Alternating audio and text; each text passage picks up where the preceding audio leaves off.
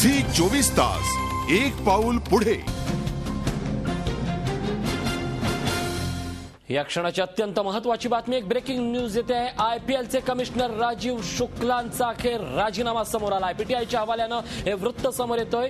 अत्यंत महत्त्वाची बातमी, सकाळीच अरुण जेटली यांनी विधान केलं होतं 7:30 की येत्या 24 तासात अत्यंत महत्त्वाची बातमी तुमच्या समोर येईल आणि त्याप्रमाणेच आता आयपीएल कमिशनर राजीव शुक्लांचा राजीनामा समोर आलाय। आमचे प्रतिनिधी अमर काणे आपल्या सोबत आहेत। अमर, खरं तर शुक्लांचा राजीनामा येणार या संदर्भातली वदंता कालच मिळाली होती। राहुल गांधी हे राजीव शुक्लांच्या बाबतीत नाराज होते, कारण त्यांचा राजीनामा येत नसल्यामुळे किंबहुना त्यांच्या संबंधामुळे काँग्रेसची बदनामी होते आणि त्यामुळे राजीव शुक्लांची राजीनामा येण्याची दाट शक्यता होती आणि आज हे वृत्त आलंय। काय सांगाल या सगळ्या घडामोडींबद्दल?